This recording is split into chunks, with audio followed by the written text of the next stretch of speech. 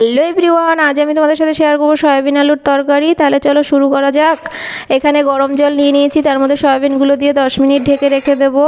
10 minute পর এটাকে বেশ ভালো করে ঠান্ডা জলে চটকে চটকে 2-3 বার ধুয়ে নেব। লাস্টবার কি করব, সয়াবিনের গায়ে যত জল আছে সব একদম পুরো বের করে দেবো। বের করে নেওয়ার পরে দিয়ে দেবো লবণ, হলুদ গুঁড়ো, সামান্য লঙ্কার গুঁড়ো দিয়ে বেশ ভালো করে মেখে এটাকে সাইডে রেখে দেবো। কড়াইতে তেল দিয়ে দিলাম।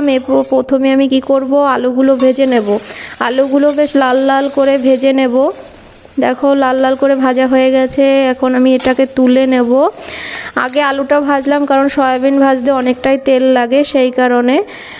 তো দেখো বাকি তেলে আমি এবার সয়াবিনগুলো ভেজে নেব লাল লাল করে, সেমভাবে আলুগুলো যেভাবে ভেজেছি। আচ্ছা, সয়াবিনগুলো ভাজা হোক, ততক্ষণে চলো আমরা একটু মশলা করে নিই। পেঁয়াজ, রসুন, আদা দেবো, টমেটো দিয়ে একটা পেস্ট বানিয়ে নিলাম।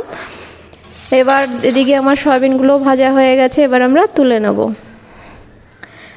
তুলে নিয়ে এবার কড়াইতে দিয়ে দিলাম তেল। এদিকে ফোড়ন দেবো তেজপাতা, জিরে, দারচিনি আর হচ্ছে 2টো এলাচ দিয়ে পেঁয়াজটা দিয়ে ভেজে নেব। তারপরে টমেটো দিয়ে দেবো। টমেটোটা ভাজা হয়ে গেলে এ পর্যায়ে দিয়ে দেবো পেস্ট করা মশলা দিয়ে ভালো করে কষিয়ে নিয়ে হলুদ গুঁড়ো, লঙ্কার গুঁড়ো, জিরের গুঁড়ো দিয়ে আবার ভালো করে কষিয়ে নেব।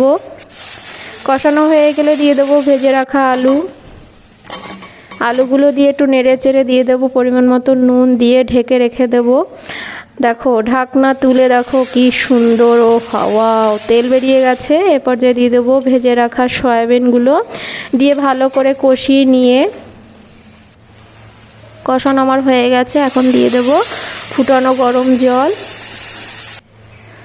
এবার তরকারিটাকে বেশ এরকম টকবক টকবক করে ফুটাবে কিছুক্ষণ, তারপরে মিডিয়াম আঁচে রেখে দেবে ঢেকে। ঢাকনা তুলে দিয়ে দেবে বাড়ির তৈরি গরম মশলা, সাথে দিয়ে দেবো সামান্য ঘি।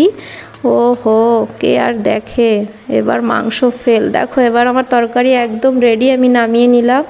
কি কেমন লাগছে? ইয়াম্মি ইয়াম্মি, একবার করে খাও, অসাধারণ লাগবে। বাড়ির লোক তোমার প্রশংসায় পঞ্চমুখ হয়ে যাবে। তাহলে এভাবে কিন্তু অবশ্যই ট্রাই করে দেখতে পারো। Tata, bye bye.